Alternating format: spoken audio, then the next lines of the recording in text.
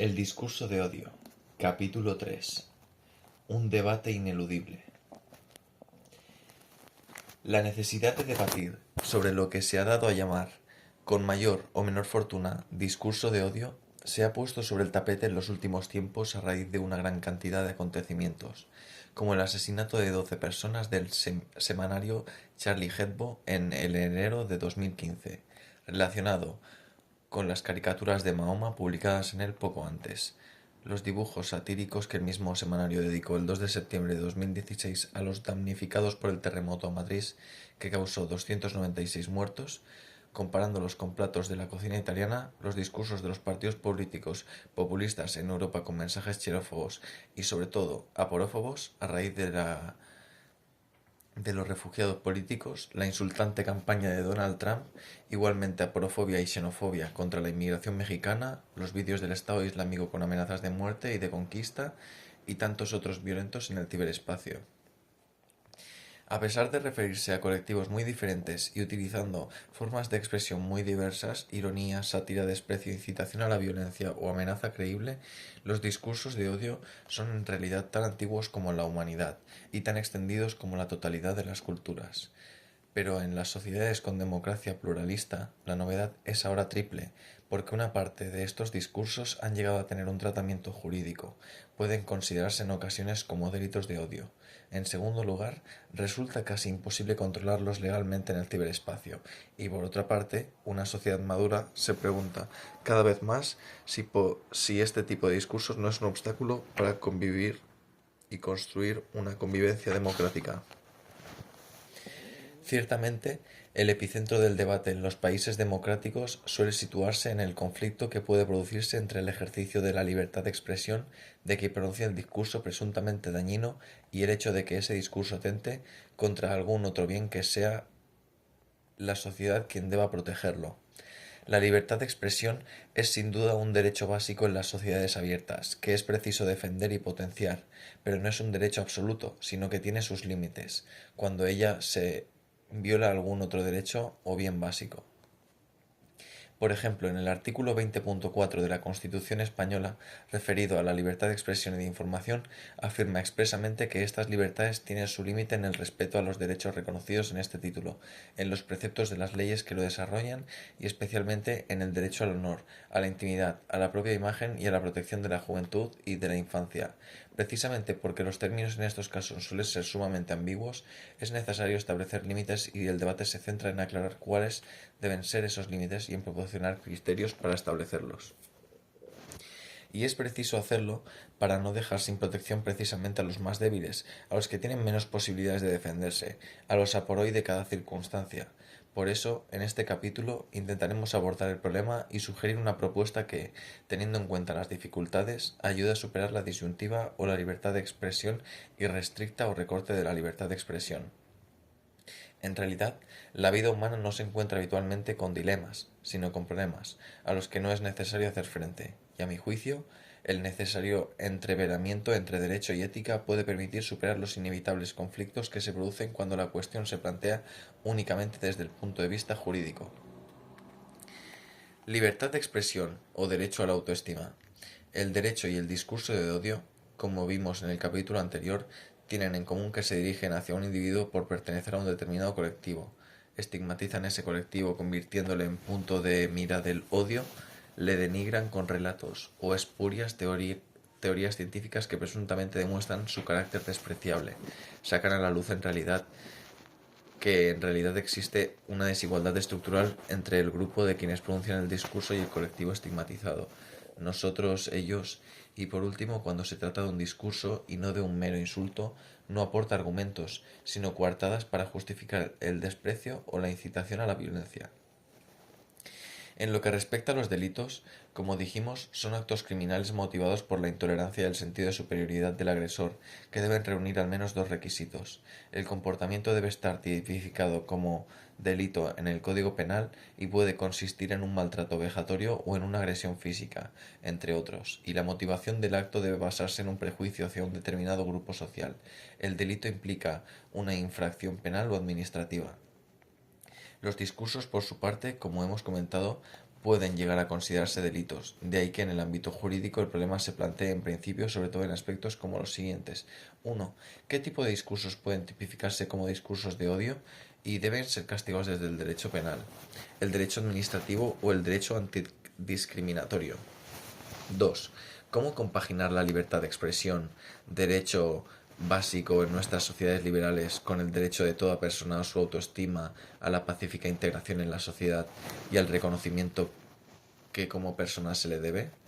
¿Ha de proteger la libertad de expresión la difusión de cualquier idea, incluso las que resultan tan impulsivas desde el punto de vista de la dignidad humana, constitucionalmente garantizada, o deleznables desde el punto de vista de los valores que establece la Constitución? Porque es necesario distinguir entre el discurso de odio, no protegido generalmente por el principio de libertad de expresión, y el discurso ofensivo e impopular, protegido por la libertad de expresión. Intentar responder a estas cuestiones es necesario, en principio, porque sin duda la libertad de expresión es irrenunciable en una sociedad abierta en la que puedan expresar y escuchar las diferentes voces. Prohibir determinadas expresiones puede ser una coartada, habitual en los totalitarismos, coartada de la que hemos tenido sobrada experiencia a lo largo de la historia y siguen teniendo quienes viven en países como Venezuela, China o Corea del Norte. Pero en segundo lugar, también es verdad que la libertad de expresión tiene límites cuando lesiona bienes jurídicamente protegibles, y los discursos del odio pueden dañar esos bienes. En ese caso se convierten en delitos, que es necesario reconocer y penalizar, no solo porque el derecho tiene una función punitiva y rehabilitadora, sino sobre todo porque ejerce también una función comunicativa. Indica qué es lo que una sociedad no acepta porque no concuerda con sus valores. Sucede, sin embargo, que como apuntan especialistas en el tema, son muy pocas las ocasiones en que se penalizan conductas que pueden considerarse ofensivas contra ciertos valores y derechos constitucionales en razón de los discursos que pudieran ser tachados de apologéticos, ofensivos o incitadores al odio o a la discriminación. Las dificultades se plantean tanto desde un punto de vista objetivo como subjetivo. Desde un punto de vista objetivo, porque para considerar delictivo un discurso debe referirse a valores o derechos constitucionales o contener una incitación a realizar acciones violentas y no solo expresar una opinión. Y la experiencia demuestra que determinar cuando un discurso concreto incita a la violencia es asunto que suele ser objeto de las más variadas interpretaciones, tal vez porque en ellas pesan decisivamente lo que Rawls llamaba las cargas de juicio, la más importante de las cuales es que en los casos más complejos evaluamos los datos teniendo en cuenta nuestra experiencia, la que hemos adquirido a lo largo de nuestra historia y cómo las historias son diferentes. Las interpretaciones vienen lastradas por valoraciones diferentes, pero también pueden tener peso en la interpretación las pretensiones políticas y muy especialmente la fuerza social de lo políticamente correcto. En este último caso, los grupos sociales poderosos consiguen que se consideren delictivos los discursos que les atacan, o al menos que tengan socialmente por intolerables. Por el contrario, si los grupos carecen de fuerza social, los discursos que les atacaban considerándose como un simple ejercicio de la libertad de expresión, una cuestión nuevamente de aporofobia que encarece de poder necesario para presionar con algún tipo de retorno, sea recompensa o venganza, ni siquiera ve protegida su autoestima. Y no deja de ser extraño que en los trabajos más complejos que existen sobre el tema, en ningún caso se trate el discurso de odio contra los realmente pobres, precisamente por la dificultad de determinar cuándo un discurso es delictivo. Algunos autores recuerdan que el derecho penal ha de reservarse como última ratio y que conviene explorar otras vías represoras de menor intensidad, pero que pueden tener mayor eficacia, como la indemnización civil por daños o las sanciones administrativas, un camino que sin duda conviene explorar aunque tampoco está exento de obstáculos. En cuanto al punto de vista subjetivo, también resulta sumamente difícil detectar que el móvil de la conducta delictiva sea el odio, y esta visión subjetiva de la cuestión es otra de las razones que la impunidad en el que suele quedar este tipo de delitos. Por eso, algunos autores entienden que, perdidos en este mundo de subjetivismos y de falta de criterios objetivos, corremos el riesgo de obviar la existencia de discursos del odio que dañan a las personas y a los colectivos, precisamente por las dificultades de discernir cuando la conducta es delictiva. De ahí que aconsejen no contratar el asunto de los discursos de odio, solo debe el punto de vista del derecho penal, sino abrir cada vez más el espacio de derecho administrativo y el derecho antidiscriminatorio.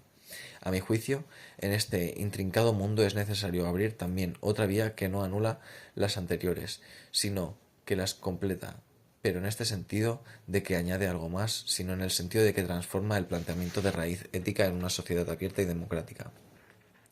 La construcción de una democracia radical. En su artículo Los discursos de odio y la democracia adjetivada, tolerante, intransigente, militante, Miguel Revenja distingue entre estos tres modelos de democracia, tomando un criterio, el límite hasta el de una sociedad estaría dispuesta a llegar para defender la libertad de expresión. Ciertamente el discurso de odio puede ser el mismo, dañino, pero, según algunos autores, el grado de libertad de expresión parece ser el que muestra el grado de democracia de un país. Siguiendo a Revenja, el modelo de democracia tolerante estaría inspirado en la estadounidense, porque la jurisprudencia norteamericana sobre la primera enmienda ha sido la fuente para reconocer el derecho a decir cualquier cosa. El Estado constitucional ha de sostener la libertad, aun en casos excepcionales, y la tolerancia se considera como la virtud clave en esta práctica. Un caso paradigmático de esta forma de entender la tolerancia es el caso Skokie.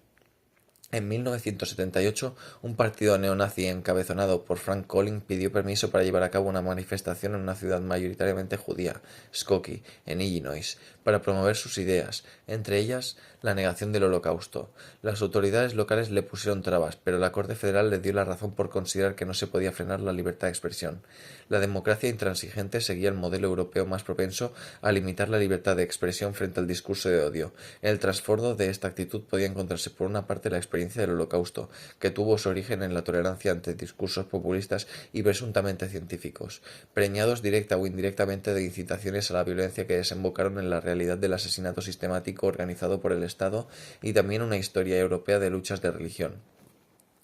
Por otra parte, la cultura del honor, bien arraigada en el contexto europeo que se mantiene de algún modo en la ley del insulto, que actúe como límite de libertad de expresión. En concreto, el Tribunal Constitucional insiste en que la Constitución no ampara el derecho al insulto. Un tercer modelo sería el de una democracia militante, un rótulo tomado de dos artículos de Karl Lowenstein de 1937 sobre Militant Democracy and Fundamental Rights. En ellos, Lowenstein se refería en realidad a la necesidad de un tipo de democracia que permitiera evitar el fracaso de una democracia débil como la República de Weimar en 1919. La constitución de una democracia militante debe contener cláusulas que impidan su reforma e imposibiliten la legalización de partidos contrarios al orden constitucional. A juicio de Lowenstein, la experiencia del nacionalismo así lo aconsejaría, pero también este de democracia exigiría la adhesión positiva de la ciudadanía a los postulados constitucionales, lo cual, a mi juicio, excede las funciones de derecho.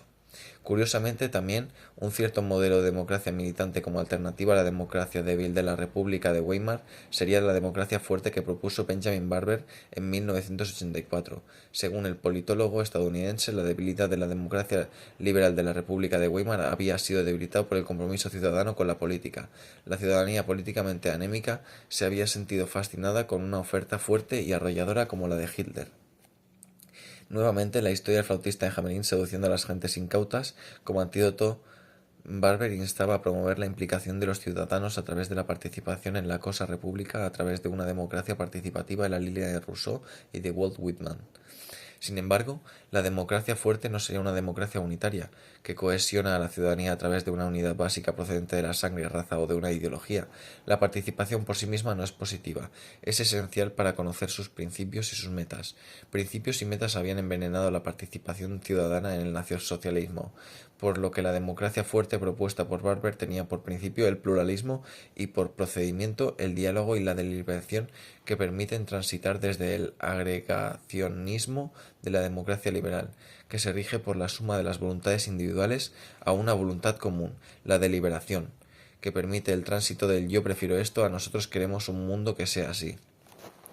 Evidentemente, cada uno de estos tres modelos tiene luces y sombras, y con el tiempo se han aproximado entre sí. La democracia tolerante permite defender en principio la libertad de expresión con la confianza de que las mejores ideas vencerán en una lucha por la vida, mientras que las peores desaparecerán sin necesidad de prohibiciones. Una confianza que puede tener éxito o no a largo plazo, pero a corto plazo puede dañar a otros, restringiendo el ejercicio de su libertad, cuando en realidad el límite que el mundo liberal moderno fija la libertad personal es justamente el daño al ejercicio de la libertad contra otros. Un discurso que por sí mismo daña a otros al margen de que pueda incitar a llevar a cabo actuaciones violentas viola la libertad de los modernos, entendida como no interferencia en el ejercicio de su libertad. Cabe decir entonces que la virtud de la tolerancia es siempre superior a la intolerancia, pero puede favorecer las actuaciones verbales de los intolerantes. Por eso, a mi juicio, la tolerancia es superior a la intolerancia, pero la virtud que realmente supera la intolerancia es el respeto activo. Quien respeta a otros difícilmente pronunciará discursos intolerantes que puedan dañarles. Por su parte, la democracia intransigente puede recortar en exceso la libertad de expresión y debería sustituir la cultura del honor por la de la autoestima. Está bien básico que valoran tanto la cultura anglosajona como la europea, hasta el punto de que Raúl se la considera como uno de los bienes primarios. Los bienes primarios son aquellos que cualquier persona desearía tener, sean cuales fueren los planes de vida que quiera ponerle. Todos querrían disfrutar de unos derechos, tener unos bienes económicos y contar con un bien como la autoestima que les permite confiar en sus propias fuerzas para desarrollar proyectos atractivos a lo largo de su vida, aunque el derecho al honor está recogido en los códigos europeos. Es un bien difícil de entender en el siglo XXI, mientras que la autoestima goza de un amplio reconocimiento. El respeto activo como virtud, para no dañar un bien como la autoestima, sería la clave de una ética capaz de neutralizar los discursos de odio. En cuanto a la democracia militante, parece en principio la más atractiva, porque implica a la ciudadanía en el proyecto de construir una sociedad democrática, pero tiene dos graves limitaciones al menos. La intocabilidad de la Constitución, que no es recibo por todo texto, pero porque todo texto es reformable, con tal de que sigan los procedimientos constitucionales, y b. La exigencia de que exista un compromiso activo de la ciudadanía con los principios constitucionales. ¿Puede pedirse a los ciudadanos desde el derecho que se comprometan activamente en la defensa de los principios democráticos o solo que no vulneren esos principios? Al llegar a este punto conviene recordar la distinción entre Kant que introducía entre la libertad jurídica y la libertad moral. La libertad jurídica sería la libertad externa, es decir, la que regula las relaciones externas de las personas de modo que tiene su límite en el daño que se pueda causar a otros. En su caso, el Estado está legitimando para usar la coacción de modo que uno respeta la libertad ajena, sea cual fuera la valoración que este sujeto coaccionado le merezca la ley. La libertad moral, por su parte, es la libertad interna, la autonomía personal, la capacidad de cada sujeto de darse leyes a sí mismo y de obligarse a sí mismo. Es, por tanto, el ámbito de la autocoacción y del cultivo personal de la virtud al que nadie me puede obligar, sino que es una opción personal. Por eso, Kant añadirá que en el ámbito de la libertad, cuando el propósito no consiste en enseñar la virtud, sino solo en exponer que es conforme a derecho, no se debe presentar la ley del derecho como móvil de la acción. No se puede exigir entonces a los ciudadanos de una sociedad abierta que tomen los principios de derecho como móvil de su actuación, sino que no violen esos principios. De ahí que no es una democracia militante como la que hemos comentado no sea de recibo. Pero también es verdad que donde no llega el derecho puede y debe llegar una ética cívica, que resulta indispensable para que la democracia funcione. El derecho no basta, la ética cívica es necesaria. El cultivo de esa ética es una responsabilidad de la sociedad en su conjunto, que debe transmitirse a través de la educación formal e informal, a través de las escuelas, las familias, los medios de comunicación, la ejemplaridad de las figuras relevantes y la configuración de las organizaciones y las instituciones, conformando una peculiar eticidad. Creía Hegel acertadamente que no basta con prescribir lo que debe ser, sino que la moral tiene que incorporarse en las instituciones, en los hábitos y en las costumbres de una sociedad, y llamaba eticidad a esa ética incorporada a la vida personal e institucional de una sociedad. Es, en ese sentido, que podríamos distinguir a lo largo de la historia la ética de tres grandes etapas, cada una de las cuales integra dos tipos de teoría: ética, una idealista, que diseña una propuesta innovadora, y otra realista, empeñada en la tarea de encarnarla en las instituciones sociales. La primera etapa sería la de Platón y Aristóteles, la segunda la de Kant y Hegel, la tercera la ética del diálogo que iniciaron Apel y Habermas en el siglo XX y desde entonces se viene integrando en las instituciones de las sociedades democráticas, a través de la revolución de las éticas aplicadas, es decir, a través de la ética del desarrollo humano, la economía y la empresa, la bioética y la ética de los medios de comunicación, la política y la educación, las profesiones o la ciberética, Todas estas formas de ética impregnan ya las distintas esferas de la vida social, plantean en ellas exigencias morales y requieren para satisfacer esas exigencias la encarnación de valores y el cultivo de las virtudes, entendidas como excelencias del carácter. Su progreso consiste en fortalecer todos esos ámbitos el vínculo intersubjetivo que liga a los miembros de esa sociedad desde una eticidad dialógica y democrática. Por eso, ante el problema planteado por el posible conflicto entre los discursos de odio y la libertad de expresión, no bastan las soluciones jurídicas, sino que es también indispensable el cultivo de una eticidad democrática. En caso contrario, las leyes funcionan exclusivamente sobre la base de la coacción legal y de la coacción social cuyas limitaciones han quedado sobradamente demostradas. El cultivo de la ética democrática exige considerar sagrada la libertad, pero una libertad igual, que se conquista desde el diálogo y desde el reconocimiento mutuo de la dignidad, no desde de individuos atomizados, que se agregan en ocasiones para tomar decisiones comunes, sino desde la conciencia de ser personas en una relación. Por eso, su virtud suprema es el respeto activo de la dignidad que asume la tolerancia, pero van más allá de ella, comprometiéndose a intentar no dañar, no romper el vínculo con las personas que tienen dignidad y no un simple precio.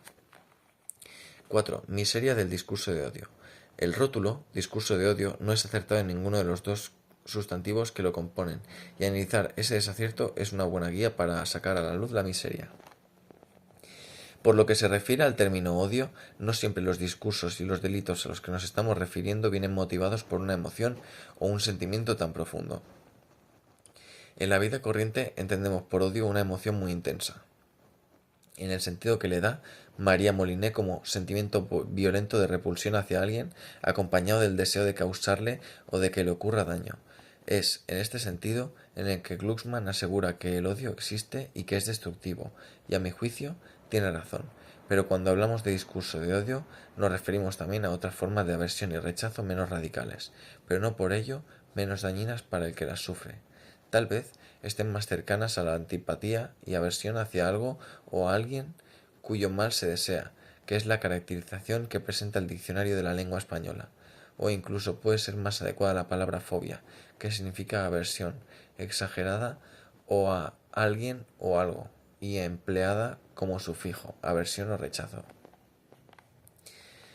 Este sería el caso de la porofobia, de la aversión o el rechazo al pobre, porque parece que la pobreza es desagradable, que el pobre plantea problemas y de algún modo contamina, pero no solo la pobreza económica, sino la de quien se encuentra desvalido y sin apoyos en una mala situación, la de quien es objeto de críticas, amenazas, desaires o burlas porque carece de poder. Sea en la política, en la empresa, en la universidad, en la escuela, en la fábrica o en cualquier lugar, porque en todos ellos funciona el principio Mateo: al que más tiene, más se le dará, y al que tiene poco, hasta lo poco que tiene se le quitará. En cada caso, el pobre es el sin poder en ese tiempo y en ese lugar, y es contra el que se dirigen los discursos de aversión y rechazo, incluso de odio, que se permiten lanzar los bien situados, seguidos siempre de sus lacayos. Ciertamente, los jueces necesitan contar con criterios para determinar si el odio es el que late en las entrañas de un discurso, para determinar si constituye o no delito de odio, pero desde un punto de vista ético. Quien rechazaba y denigra desde el poder, sea cual fuera el tipo de poder, rompe toda posibilidad de convivencia justa y amistosa. Rompe el vínculo con el humillado y ofendido y se degrada a sí mismo. Por otra parte, también, la palabra discurso presenta problemas, porque en realidad puede tratarse de un simple insulto o de un exabrupto. No ser propiamente un discurso, pero por el momento le daremos por aceptable para entrar en la crítica a los discursos de odio de sí mismos, que se va a sustanciar en tres deficiencias de envergadura. En primer lugar, este tipo de discursos es monológico y no dialógico. El lobo lanza una diatriba contra el cordero y no le interesa escuchar su respuesta. Este tipo de discursos es monológico, porque quien lo pronuncia no considera a su oyente como un interlocutor válido, como un sujeto de derecho a replicar y entrar en diálogo, sino como un objeto que no merece respeto alguno. Este modelo de actuar no es lícito ni siquiera desde el más elevado punto de vista lingüístico, porque quien se dirige a otra persona a través del lenguaje, incluso a través del lenguaje de los gestos, está dando por supuesto que existe con ella un vínculo, que el oyente es un interlocutor capaz de comprenderle y que tiene derecho a replicar para expresar su acuerdo o su discrepancia, que es un sujeto autónomo y no un objeto heterónomo. Como muestra la teoría de acción comunicativa, un discurso es un tipo de acción comunicativa en la que los interlocutores tienen que intentar entenderse porque, en caso contrario, no existe la comunicación. Hablar carece de sentido si no se busca un mínimo de entendimiento. Por eso, podemos decir en términos filosóficos que en cualquier acción comunicativa, como la que aparentemente se produce entre el lobo y el cordero, hay un presupuesto pragmático inevitable, que es el que da sentido al hecho de entrar en ella, que existe una relación de reconocimiento mutuo entre los interlocutores, que existe entre ellos un vínculo lógico pragmático. Negar al oyente la capacidad de interlocución, tratarlo como un objeto y no como un sujeto, supone quebrar el vínculo de intersubjetividad que hace posible el lenguaje humano y admitir que el discurso carezca de sentido. Supone cometer una contradicción performativa, la contradicción que existe entre el hecho de tratar al interlocutor como un objeto a través de un discurso que solo puede dirigirse a quienes son sujetos de habla. El hablante quiebra en el nivel semántico el vínculo de lo quiera o no, existe el nivel pragmático. En tal caso se trata de un monólogo con forma aparente de diálogo, y justamente ese carácter monológico es el que está presente en los discursos de odio. Quien los pronuncia no está reconocido al grupo que es blanco de sus palabras, como sujetos con los que entabla o podría entablar un diálogo, sino como objetos que solo merecen desprecio, estigmatización o manipulación, como objetos de desprecio y rechazo. En segundo lugar, el propio discurso de odio puede dañar a las personas, a las que denigran por sí mismo. No es necesario que incite a matarlas, a herirlas o a llevar a cabo contra ellas otras acciones dañinas distintas del discurso mismo, como las han señalado acertadamente diversos autores. Realizar una acción comunicativa es actuar, cosa que se olvida con demasiada frecuencia. Hablar es actuar, es realizar una acción que tiene capacidad de dañar por sí misma, independientemente de que con el que se habla se incita a realizar una acción violenta. El discurso es una acción diferente de la agresión posterior y puede ser por sí mismo dañino. Determinar si es o no un delito es cuestión que compete a los jueces, que debe dilucidar si el discurso se daña o no a un bien jurídico. Pero desde un punto de vista ético, estigmatizar a otras personas condenándolas a la participación social es lesivo por sí misma y destruye cualquier posibilidad de convivencia justa. Y en tercer lugar, el solo hecho de establecer una relación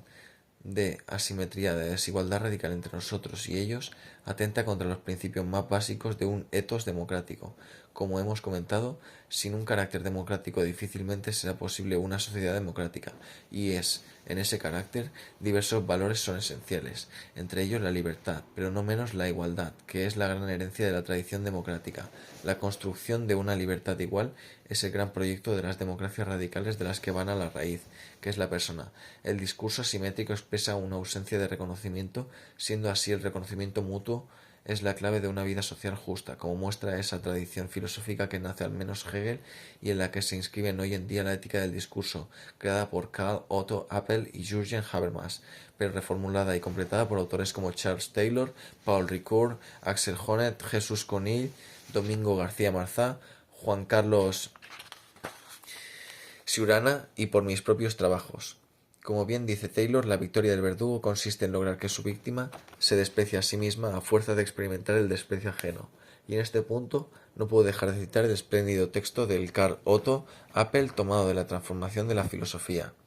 Todos los seres capaces de comunicación lingüística deben ser reconocidos como personas, puesto que en todas sus acciones y expresiones son interlocutores virtuales, y la justificación ilimitada del pensamiento no puede renunciar a ningún interlocutor y a ninguna de sus aportaciones virtuales a la discusión. El reconocimiento recíproco de las personas como interlocutores válidos es, pues, la clave de cualquier discurso que se pretenda racionar. Los discursos de odio quiebran objetivamente esa interculturalidad y subjetividad humana que, como bien decía Hannah Arendt, nunca debería ser dañada. La libertad se construye desde el respeto activo. Abordar el problema de los discursos de odio solo desde el punto de vista jurídico nos enfrenta a la difícil tarea de determinar cuándo el carácter delictivo de un discurso hace necesario recortar la libertad de expresión entre uno y otra. Parece existir un juego de suma cero y entonces el problema se hace casi insoluble. Sin duda, una sociedad totalitaria es la que reprime, anula la libertad de expresión, cerrando diarios, editoriales, medios de comunicación y encarcelando a los disidentes. Las sociedades abiertas, por el contrario, aprecian la libertad de expresión como un bien irrenunciable que conviene potenciar, pero si quieren ser realmente democráticas, deben hacerlo desde el reconocimiento mutuo de la dignidad de las personas que tienen derecho al respeto y la autoestima. Ninguno de los dos lados, respeto activo y libertad de expresión, puede quedar debilitado o relegado, y esta tarea de compaginarlos es la que lleva a cabo una ética cívica basada en el reconocimiento mutuo que configura el humus, el carácter de una sociedad democrática sobre el que se teje el derecho. La ética cívica de una sociedad pluralista y la democrática es una ética de la corresponsabilidad entre instituciones y ciudadanos por las personas concretas, por los nombres personales que constituyen los nudos de cualquier diálogo sobre lo justo. Los discursos de odio debilitan la convivencia, quebran la intersubjetividad y cortan los vínculos interpersonales, cuando en realidad la calidad de una democracia se mide por el nivel alcanzado en el reconocimiento y el respeto mutuo de la dignidad, no calculando hasta dónde se puede llegar dañando a otros sin incurrir en delito punible. El grado en que las personas pueden expresarse libremente no es el único termómetro para medir la calidad de una sociedad democrática. Para determinarlo es indispensable tomar la temperatura al nivel de respeto mutuo alcanzado, y si es bajo, en ella prospera un liberalismo individualista silvestrado, no el aprecio por la igual libertad propio de una sociedad democrática, y resulta imposible mantener el respeto por las personas, defender las bases sociales de la autoestima sin empoderar moralmente a los ciudadanos para que consideren a sus conciudadanos como personas, como interlocutores válidos, signos de respeto, y no como seres que solo merecen odio, desprecio y rechazo por el color de su piel, raza, su pertenencia étnica, su convicción religiosa, su ideología, su situación de discapacidad o de pobreza económica. En todos estos casos será la pobreza social la que convertirá en diana del desprecio, porque no se aplaudirá en cada sociedad el discurso contra cualquier color de piel, cualquier raza, cualquier etnia, cualquier religión o cualquier ideología, sino los discursos contra el color de piel, la raza, la etnia, la religión o la ideología que se encuentran en situación de debilidad, siempre en la raíz de la aporofobia, en estos casos la que se expresa en las situaciones contra los discursos de los peores situados.